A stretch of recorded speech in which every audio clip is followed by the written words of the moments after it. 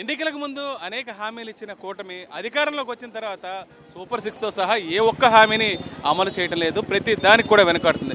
ఇందులో ప్రధానంగా చెప్పాల్సింది ఏజెన్సీ వాసులకు ఏదైతే జీవో నెంబర్ 3 ఉందో దాన్ని కొనసాగిస్తామన్నారు. అదేవిధంగా ప్రత్యేక డిఎస్సి ఏర్పాటు చేసి అక్కడ రిక్రూట్ చేస్తామని చెప్పడం జరిగింది. అధికారంలోకి వచ్చి 11 నెలలు అయిపోతున్నా సరే ఇప్పటిదాకా ఏజెన్సీ స్పెషల్ డిఎస్సికి సంబంధించి అటు ముఖ్యమంత్రి కానీ లేదా ఇతరత్ర నేతలు కానీ ఏ ఒక్క మాట కూడా మాట్లాడలేదు. దీంతో ఉద్యోగార్థులంతా ఆందోళన దిగారు. ఇప్పుడు మీకు ఇచ్చిన హామీ ఏంటి, ఏ రకంగా ఇప్పుడు జరుగుతుంది?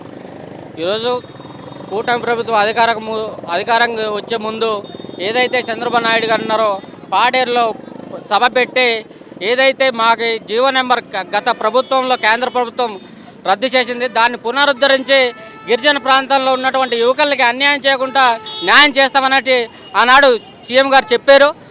కానీ ఈరోజు మెగా డిఎస్ పేరు చెప్తూ పూర్తిగా దాన్ని విరుద్ధంగా ఉంది. ఎందుకంటే పట్టణ ప్రాంతంలో ఉన్నటువంటి యువకుల్ని గిరిజన ప్రాంతంలో ఉన్నటువంటి యువకుల్ని మెగా డిఎస్ పేరుతోనే కప్పుపుచ్చుకోవడానికి చూస్తుంది ప్రభుత్వం. కాబట్టి ఏదైతే ఏజెన్సీ ప్రాంతానికి స్పెషల్ డిఎస్ కేటాయిస్తామన్నారో అటువంటి డిఎస్ని వెంటనే విడుదల చేయాలనేసి ఈరోజు రాజమండ్రి నగరంలో కోచింగ్ తీసుకున్నటువంటి విద్యార్థులు నిరుద్యోగులందరూ రోడ్డు మీదకి రావడం జరిగింది. ఏదైతే కూటమి ప్రభుత్వం అన్నదో ఎన్నికల ముందు ఇచ్చినటువంటి హామీని ఏజెన్సీ స్పెషల్ డిఎస్ ఇస్తామనేసి అలాగే జీవో నెంబర్ 3ని పునరుద్ధరించి గిరిజనులకు న్యాయం చేస్తామనేసి అన్న డిమాండ్ని మేము కోరుచేయాలి. ఈ నెల 20వ తారీఖున ప్రభుత్వం ప్రకటించినటువంటి మెగా డిఎస్సి చంద్రబాబు నాయుడు గారి బర్త్డే కానుకగా ఈ నిరుద్యోగులకు ఇస్తున్న వరంగా ప్రకటించింది. కానీ ఇది ఏజెన్సీ ఆదివాసీలకు వాళ్ళ జీవితాన్ని అంధకారంలో నెట్టేసే డిఎస్సిగా దగా డిఎస్సిగా ఏజెన్సీ ఆదివాసీ నిరుద్యోగులుగా మేము ప్రకటిస్తూ ఉన్నాం. ఎందుకంటే అరకు బహిరంగ సభలో ఎన్నికల హామీలో భాగంగా వేలాది మంది ఆదివాసీ ప్రజల సమక్షంలోనే చంద్రబాబు నాయుడు గారు ఏజెన్సీలో జీవో నెంబర్ 3ని పునరుద్ధరణ చేసి ఏజెన్సీలో ఉన్నటువంటి అభ్యర్థులకు స్థానికులకు 100% ఉద్యోగాలు వాళ్ళకే కల్పిస్తామని చెప్పేసి హామీ ఇచ్చి ఉన్నారు. వాళ్ళ యొక్క పార్టీ మేనిఫెస్టోలో కూడా సాంఘిక సంక్షేమ అంశం అభివృద్ధి అనే అంశంలో 4వ భాగంగా స్థానిక ఉద్యోగాలు స్థానిక ఆదివాసీలకే కల్పిస్తామని చెప్పేసి ఆనాడు పేర్కొన్నారు. ఆ మేనిఫెస్టోలు కూడా ఏజెన్సీలో పంచిపెట్టారు. అప్పుడు దాన్ని చూసి అక్కడ ఉన్నటువంటి ఏజెన్సీ అభ్యర్థులమంతా ఆ ప్రభుత్వాలకు మేము పట్టం కట్టాం. ఈరోజు అధికారంలోకి వచ్చిన తర్వాత ఏజెన్సీకి జీవో నెంబర్ 3ని పునరుద్ధరణ చేయకుండా ఏజెన్సీకి జనరల్ డిఎస్సి ప్రకటిస్తే ఏజెన్సీకి ఎట్లా న్యాయం జరుగుతుందని చెప్పేసి ఆదివాసీ నిరుద్యోగులుగా మేము డిమాండ్ చేస్తూ ఉన్నాం.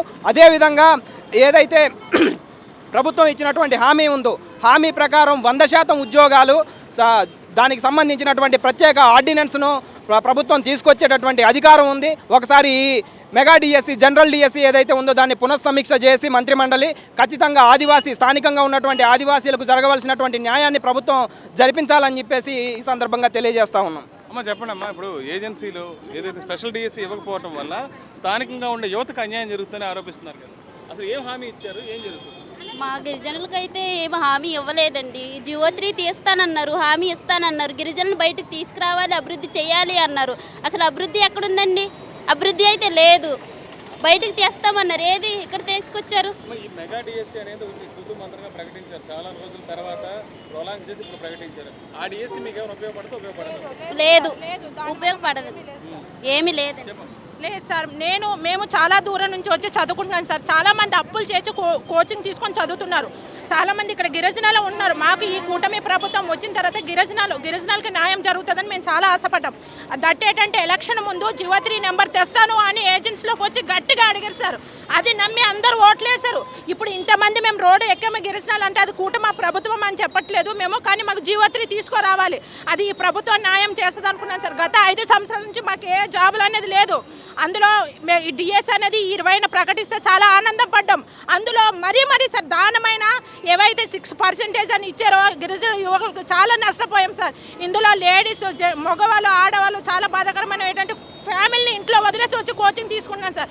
జాబులు ప్రైవేట్ వాళ్ళు ఉన్నా సరే అది సపరేట్ డిఎస్సి రావాలి. మాకు జీవో 3 వచ్చే వరకు మేము పోరాడతాం సార్. మేము ఇప్పుడు 45 డేస్లో కోచింగ్ తీసుకొని చదువుకొని ముందుకెళ్ళాలంటే ఓపెన్ కేటగిరీలో కొట్టలేము సార్ 45 డేస్లో. అలా అనేసి మాకు ఉన్న జీవో 3 మా 100% జాబులు మాకు కావాలి సార్. వచ్చే వరకు మేము పోరాడుతూనే ఉంటాము.